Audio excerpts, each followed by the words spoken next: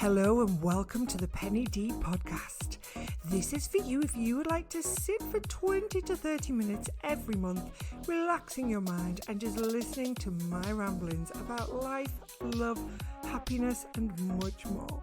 I'm your host, Penny Davis, and welcome to the show.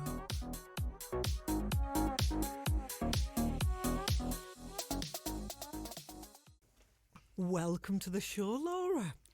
Thank you. Great to be here. And Laura, would you like to tell our listeners who you are? Yes, I'm Laura Enston, and I am the granddaughter of Ruth Ellis. What is Ruth Ellis best known as? So Ruth was the last woman to be hung in Britain, and very topical right now because there's just been a 4-part drama on ITV, A Cruel Love, which ultimately has retold the story about Ruth. And yeah, it's been a real journey for us all. Yes, and in particular, I think for us, I want to talk about how this has affected you and what your story is and how Ruth's journey impacted your life. Yeah, for sure. I think for me, I first became aware of the association with Ruth when I was about 7 or 8, when my mum sat us down to watch Dance with a Stranger, which was the film in the mid-80s that was made about Ruth. I think it was rated a 15 for a very good reason. I was the age 7 or 8 watching this film, and ultimately I was very confused and traumatised by what I'd seen. And I think that was the moment I decided I wanted nothing more to do with Ruth. And ultimately that marked the start of 40-something years of really distancing myself from the story. And ultimately I've completely leaned away from it, kept it a secret effectively, because I think I took on the shame and the embarrassment of it. And for any of our listeners who have only seen the more recent A Cruel Love and the subsequent documentary, actually that film back then portrayed Ruth in a very different light, didn't it? Oh, 100%. I watched that film again quite recently and realised why I've been so troubled by it. Yep. Why I've had issues. Ultimately, Ruth was portrayed in a very, almost, it was a caricature ultimately. She was portrayed in a way that she had been portrayed in the press at the time, this sort of cold-blooded killer. She was not a person that I warmed to. I didn't like the character of Ruth in that film, and I don't think many women would have warmed to her. And it was a very sort of two-dimensional take on the story, and I grew up thinking that's who Ruth was. So we fast forward, and a few years ago, a book was written by an incredible author called Carol Ann Lee. And Carol ultimately uncovered a whole load of new evidence that was never presented at the trial. It exposed the flaws in the trial. She wrote the book. ITV picked up the book and produced the drama off the back of it. And it's been incredible, really, because I feel completely re-educated about Ruth. I grew up thinking Ruth was this person who I distanced myself from. And in fact, she was such a different character to what I grew up thinking. And even I remember watching Dancing with a Stranger and it stayed with me. I was aware of Ruth's story, but she wasn't a particularly likeable character. It was all very seedy. It was all Precisely. A den of iniquity. It was, yeah, that's right. So at the start of the film, like I said, the phrase den of iniquity is used to describe her place of work. The words vice are used. I think there's a sex scene quite early on in the film, and then the violence that Ruth experienced didn't come in until about an hour into the film. So you've already made up your mind about Ruth before we see, how events unfold, and also ultimately you think, she deserved what she got. Yeah, and really that supported the narrative of the time. It was. Because Ruth represented something back then that was so out of the ordinary. It was. I would say extraordinary. And really, I think we were saying, Ruth really now would be a feminist icon, not because of what happened to her in so much as her fate and that she was hung, but her life, her story, what she overcame to become the woman that she did. And what, again, for people who haven't seen the more recent programmes about her, What was Ruth really? Yeah, Ruth's story really starts as a child. So she's born into poverty in Rhyl. Her father's in and out of work, so they're constantly moving. She's in and out of school. Her father is abusive to her and her sister. That turns into sexual abuse. And ultimately, Ruth is let down and abused by every significant man in her life. But despite that, she really made something of her life. Her mum is on record of saying, Ruth, as a child, was so determined to make something of herself. And she did exactly that against a backdrop, 1950s Britain, post-war Britain. So women were, it was all very much the tone of, thanks for your help during the war. Off you go back to the home, be a good little housewife. And Ruth really was the antithesis of this. She was a single mum. She was working. She was London's youngest nightclub manager. Wow. She was running a club that was full of politicians, celebrities, really influential people. And, she turned this business around and it was thriving. She was earning a fortune. She had an apartment above the club where she worked. She had children living with her. She had a fantastic circle of girlfriends. She was extremely charismatic. She knew her strength. She wasn't educated, but she was a very savvy businesswoman. And those characteristics were really not shown in that film in the 80s. And I'm just super grateful that now the narrative has changed around Ruth. We now realise, what she'd achieved really in the face of adversity. No matter what happened to her, she was knocked down, but then she bounced back up again. Yeah. She dusted herself off. And, you describe Ruth in 1955, you could be talking about a modern day woman. Yeah. You weren't talking about, she's not a woman that you would associate with 1955. And ultimately that was the problem. Ruth represented change. She was everything the establishment didn't want women to be at the time. She was so far ahead of her time. So far ahead of her time. And ultimately she was made an example of.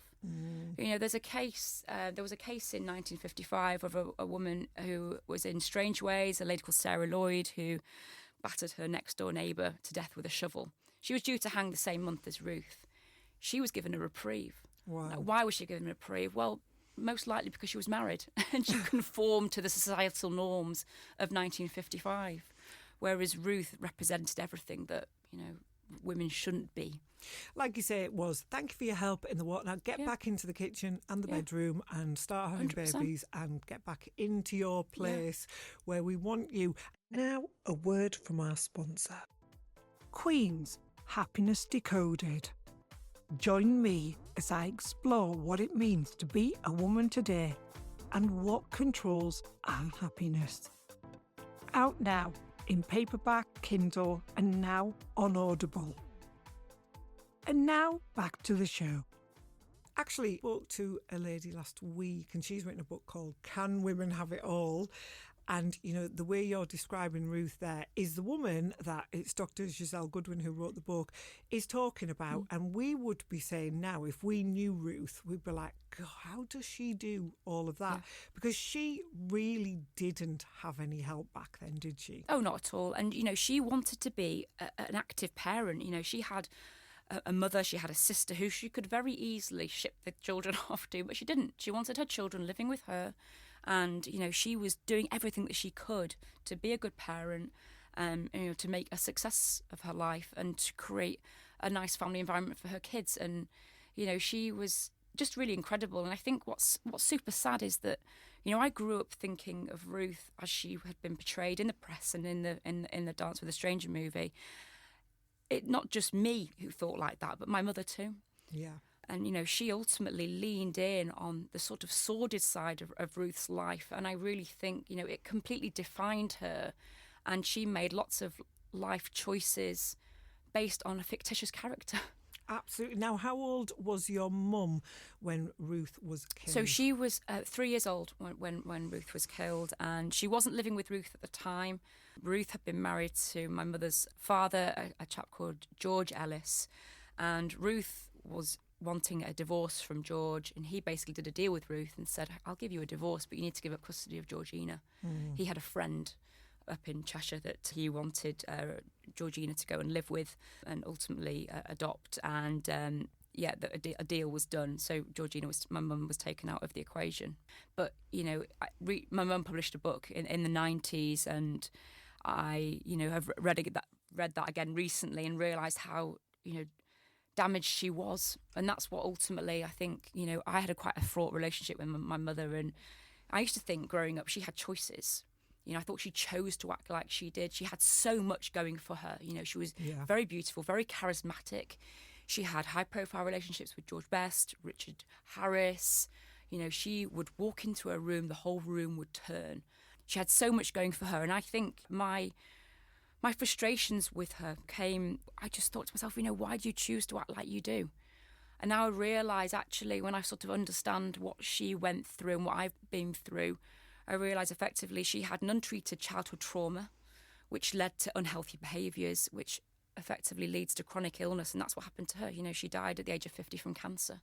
Yeah, which is just heartbreaking. And the effect on you, Laura, growing up, like you say, your mother had this opportunity. She was shipped off to live with a really nice family in Cheshire. Yeah. And when she was told about who her mum was, that was the blueprint. But it wasn't the real Ruth that she was emulating. It was the version from the film Dance with a Stranger. Yeah. And that shaped her whole life. And then ultimately it shaped your life as well. Do you want to share with us, as much as you want really, about how that impacted you growing up? Yeah, I think, as I said before, I first became aware of the association from watching that film, and I ultimately leaned completely away from it, and I turned it into a secret. Someone said to me at the time, don't let it define you. And I think as a child, that's quite a hard concept to understand. So I turned it into a secret. So I didn't tell people, but during my school years, it was exceptionally hard because my mum was so prolific in the press. Yeah. Everyone knew her. Everyone knew her story. And obviously we were associated, so everyone knew who I was. And throughout my school, I was bullied. Often people would say, "Oh, your grandmother's a murderer." She was a prostitute, and that sort of stuck with me throughout my school years. The bullying, in the playground. More sinister in my teens, and I was just, I think, living with a secret. I've realised now, with having a better understanding about childhood trauma, I realise at the age of 7, the armour went up, and I think it was that protective armour. And I realised that never actually came down. Yeah. And it's completely defined who I am, but in the opposite way to how it defined my mother. I have been defined by this sort of secret that has taken up so much of me as a person. I think I've shut myself off to opportunities professionally and personally because of this secret. It's just been such a big thing. And I was just petrified about people finding out. So, sort of once I got out of school and started working, it became a lot easier. Mum and I had different surnames. She'd moved geographically, so there was none of that crossover anymore. So I've got friends who I have been friends with for 30 plus years who have no idea. And, obviously with the drama and all the sort of press that's been around recently, I've had to go to people who I've known for decades to say, hey, I know we've been friends a long time, but I've got a secret. Surprise. It's been quite crazy, really. And the weight of that secret that you carried for, I don't want to disclose your age, but you're in your 40s. I'm 46, all good. And it's been most of your life. What was the turning point for you? When did you start to heal yourself? Because it was before the new drama was brought to your attention, wasn't Correct, it? Yeah. It all started. I moved to Toronto March 2020, literally a week before the border closed, a week before COVID really kicked in. And ultimately life overnight became very simple, very straightforward. And for the first time, I think, in decades, I had the time to think.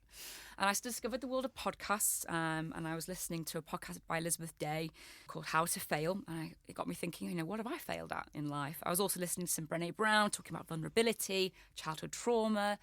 I was listening to podcasts about, context and, understanding actually what my context is as a human being. And all these sort of themes came together, and I was starting to unpick the person I am today. And I was starting to realise actually who I am today is completely associated to, it links back to what happened to Ruth in 1955. So I was starting to unpick it all. And then out of the blue, I get a message from my brother to say, there's a new drama in the works. And at first, my first reaction was eye roll, no, make it stop, please. Yeah. I thought, no, I'm not interested. I've escaped it. Yeah. No, please make it stop. He said, no, you've got to read the book. You've got to read Carol Ann Lee's book. So that's what I did. Went off and read Carol Ann Lee's book, and literally I was mind blown by what I was reading. Literally jaw on the floor. And I've made so many notes, and I just couldn't believe what I was reading. Gosh. Completely re-educated. So I read the book, and then I met with the production team at ITV who were looking after the drama, and I was so happy with they were so emotionally connected to Ruth and passionate about telling Ruth's truth. And I met with the PR team very early days, and they talked to me about their strategy and what they wanted to achieve. And I felt like we were in safe hands, essentially. And it's just funny how the timing of everything, I'd already started the journey, then the drama comes up. And, if you'd said to me 3 years ago, you're going to be on TV and radio talking about Ruth Ellis, I would have said, not in your wildest dreams. And here I am. And here you are. Here I am. But with a different story. So reading Carol Ann's book must have, like you say, blew your mind. Yeah. Did you feel like you were meeting a different woman to the Ruth that you knew? Absolutely. I felt completely re-educated about who Ruth was. And, for the first time, I think overnight that shame and embarrassment that I'd grown up with just ebbed away. And I felt very light, and I felt just suddenly very comfortable with talking about the association for the first time. And I think there's obviously a healing process going on, and being able to talk about it is important, and it's been a really important part of my healing journey, and leaning in on the press opportunities that I've had through ITV. And I've been completely out of my comfort zone, talking about Ruth. This is it's been a wild few weeks. But I feel like it's important, and, my healing journey continues. And I think, ultimately I've made peace with my mother, really, because, I grew up with such resentment towards her and frustration. And I realise now, how mentally damaged she was by what had happened, and quite rightly so. If you think about what happened, her mother was executed by the state. Yep. Her and her brother had no mental health support at all. It's wild, really, to think about it. And, my sort of frustration with my mum and sort of resentment has really shifted to a more compassionate place. And ultimately, I feel really sorry for her now. Yeah. I'm really sorry that, she grew up thinking Ruth was this one person. And it was, her whole life was shaped on a fictitious character. Absolutely. Have you forgiven your mother now for your relationship? Oh, 100%. She taught me everything that I didn't want to be as a parent. And I really sort of take a lot from that. I think, I realise now she didn't have a choice. I used to think you have a choice. You act ridiculous or you act credible. And, she was choosing the path of ridiculousness. She was doing everything she could to maintain a public profile and keep her name in the press. And, and I realise now she didn't have a choice. She was so hardwired into the tragedy of it, psychologically, that, she just got carried away with it. And if you look at generational trauma, starting perhaps with your mum, tragically, her brother also died quite young, didn't he? He did, yeah. Yeah, her brother Andre was 10 when Ruth died. Again, never received any mental health support, and he really struggled with his mental health. He developed schizophrenia, and he committed suicide. I think he was 37 or 38. What a tragedy. Horrendous. As well. And, we talk about the context of now that we have a better understanding about mental health. And interestingly, we say that we have a better understanding of coercive behaviour and the effects on women in those relationships. But when you look back at what Ruth really went through in that relationship, it was just beyond. It was horrible, wasn't it? It was, it's just the person that she was with, David, who she ended up killing, was just a real game player. He was in and out of her life. 1 minute he was everything.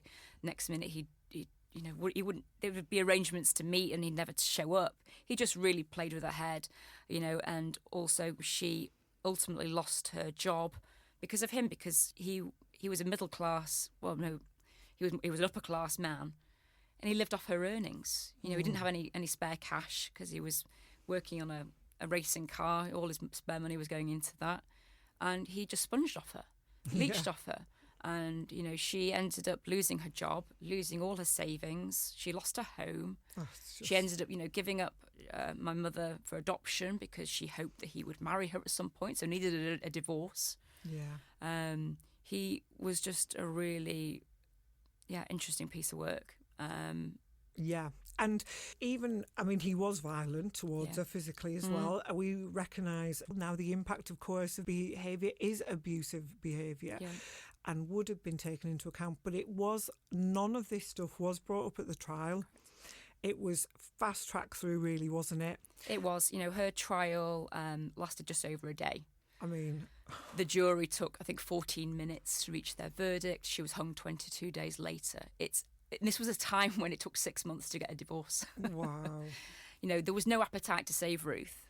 There was, as we saw in the drama, Desmond Cousin, who was sort of the third person in this love triangle, if you like.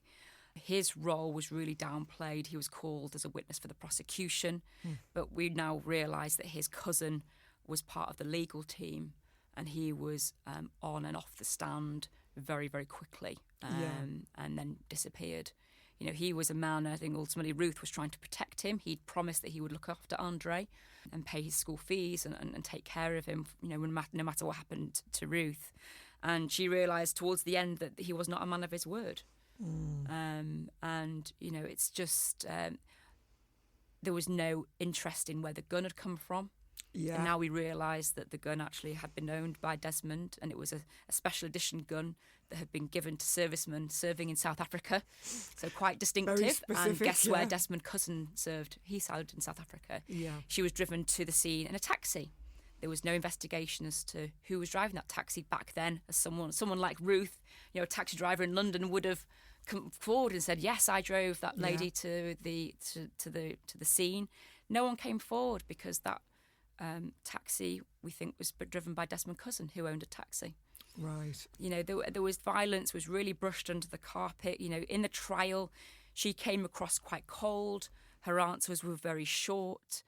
And ultimately, nowadays, I think her behaviour, there would have been a red flag because, you know, she was clearly very mentally unwell during that trial. Yeah. She was suffering from a miscarriage. David had hit her that badly in the stomach that had triggered a miscarriage. There was so much going on that was not investigated. You know, her defence was pitiful. The trial was a joke. Yeah. She really had no hope. She wasn't actively trying to save her own life, and there was no one there in her corner trying to save hers. And to that point now, there's been an interesting development around a pardon for Ruth, hasn't there? Do you want to tell us how this has come around? There has, yes. So in the drama, we see Ruth, she sacks her solicitor that had been handling her case during the trial, a chap called John Bickford. She brings in Victor Mishcon, who had handled her divorce from George. Victor comes in very late on, about 48 hours before she's due to hang, to try and save her, and he does everything he can to help save her life. But ultimately, it was all a little too late. Victor ultimately was very affected by what had happened and how the case had ended. Victor became Lord Mishcon. His company, Mishcon de Rea, are now one of the UK's leading legal law firms, and they approached the family to ultimately finish what Victor started. Wow. To seek a pardon. So we're going through an exercise at the moment where they're reviewing all the new evidence to see if we have a strong case. Absolutely. And I believe you are crowdfunding for this. There's a big amount of costs. Yeah, 100%. Yeah. So we have, if you Google Ruth Ellis Crowd Justice, there's a funding page that's been set up to help fund parts of the pardon. Yeah. Yeah, well, let's hope that people do just put in maybe what they can to just get this story. A blot on British history. People were, you know, this ultimately triggered huge judicial reform in the UK. Obviously, the abolishment of capital punishment, the case of the legal defence of diminished responsibility was brought in. There was huge change off the back of what happened to Ruth. And I take some comfort from that. Ultimately, she didn't die in vain. Ultimately, Ruth saved the lives of many more people. Absolutely, and I'm sure many women who would have had the same fate as her as well. Yeah. And for you now, everything's been aired out on TV and it's had amazing... I mean, Lucy Boynton, who played Ruth, was amazing. Just... I mean, I spent that in tears, actually, a lot of it, filling up a bit now. She was incredible, and she's been so passionate. I think it took her a long time to get out of Ruth, the character of Ruth. She said she ground her teeth for a long time afterwards. Wow. So passionate about, changing, of course, correcting ultimately the portrayal of Ruth. Yeah. She's been fantastic. But for me, I think it's been a journey. I've realised, living with a secret, how debilitating that is, and how many people out there must be living the same life. Are related to somebody who's done something terrible. And they've taken on the shame and the embarrassment like I did, and are living with a secret, and how debilitating that is. And I think it's we just need as a society to talk more and lean into our context, even if it's uncomfortable. I think it's been very hard. I just feel so at ease now, much more liberated, much lighter, that now I can comfortably talk about my heritage and my past in a way that I've just been so determined to break the tragic cycle of women in my family. And I think I had this sort of challenge of how to tell my kids. Ultimately I've got a 10-year-old and an 8-year-old, and I thought, how do I tell them? How do I knowing that how seismic the news was to me at that age, how do I tell them? And I really leaned in on the mental health piece, what Ruth had achieved as a woman, and and I then sort of finished with the hanging and the shooting and the law change and things. And my 10-year-old said to me, Mummy, if the law changed because of Ruth, then it should have been called Ruth's Law. And then my youngest said, Mummy, and she showed me some books that we've got at home about sort of significant women in history, Emmeline Pankhurst and Frida Kahlo, and they said, Ruth needs a book like this, and that's what my next project is. Let's see where we land with this pardon, but ultimately I think there needs to be some age appropriate content out there to educate all the kids in my family about Ruth's story. And you make such a good point, because we look at where we are in 2025 and we think, oh, it's so barbaric, what did they know back then? But actually, how far have we come? The portrayal of women, the demonisation of strong women and women who overcome adversity. We're still in a misogynistic society in some respects, aren't we? Without a doubt, they wanted to knock Ruth down, make an example of her, and that's still happening today on social media every single day. Successful women are being undermined by, crazy opinions, and it's how far have we come? Yeah, if you look at cancel culture as a whole, and when you think of social media, it is always the women who get the most demonised, the most cancelled. And you think, how far have we actually come? What is the bias against women? Why does it still exist? When Ruth was called a feminist icon, and of course she did take somebody's life, and there's no question about that, but the circumstances, if we look at what made up Ruth and her character, she was an impressive woman. She was incredible. Sure. I said this in the documentary. She was a trailblazer in life and a trailblazer in death. Yeah. That's very much how I view her now, which is completely different to the Ruth that I grew up thinking. So for you next, Laura, what is next? Will you write a book? Will you? I'd love to know more about this. Oh, I don't know. We'll see. But I feel like there's definitely... I think my story is resonating with people. The feedback I've had has been fantastic. Old friends from primary school, I've had old neighbours who saw what we went through as a family. And I think I've been quite triggered by what happened, and it's brought up a lot of memories, and the feedback has been fantastic. And I don't think there's enough conversation around generational trauma, childhood trauma, and how it really affects people and just carries on through life, and I think it's people are getting to into their 40s, realising that what happened to them, has had an impact. And I think what I realised is that what I went through what is worthy of conversation and worthy of therapy if needed. I think I was very dismissive of it as a child. I used to think, who cares? People have been through worse. And that's, that was very much my mindset. I now realise that all childhood trauma is valid. And, it's important we talk about it and we deal with it as necessary, because I think it just shapes, I think people just, carry these wounds through life, and it impacts them professionally and personally. And I'm super hot on now, my kids, becoming the very best versions of themselves, making sure that they have every opportunity to feel confident and, ultimately very strong women, because I look at Ruth and I look at my mother and how their confidence was really chipped away over years, and, how it affected them. That will not be happening to my kids.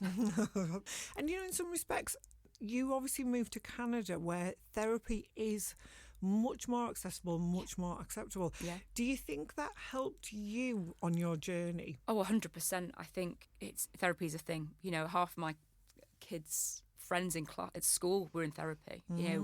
So my kids had therapy over there. It was very much the norm, and I think that was a big part of my healing journey. I'd done a lot of unpicking on my own through podcasts and just doing some self-exploration, and it came to a point where I thought, actually, I probably need to speak to a professional. And it's there, as part of my job, I had a big budget to support, and I think a lot of the sort of healthcare system is structured over there. There is a big emphasis on mental health, and it's without a doubt, I think that was, I got so much more out of Canada than I expected to.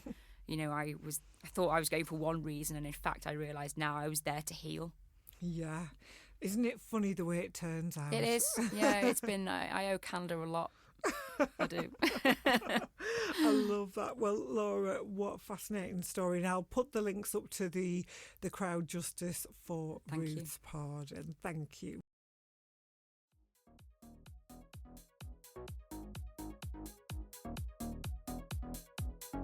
Thank you so much for joining me on today's episode. I've had a great time. I hope you've enjoyed it. And again, I would love to hear back from you.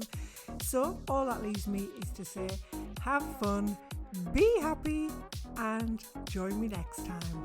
Don't forget to hit subscribe for all of my episodes.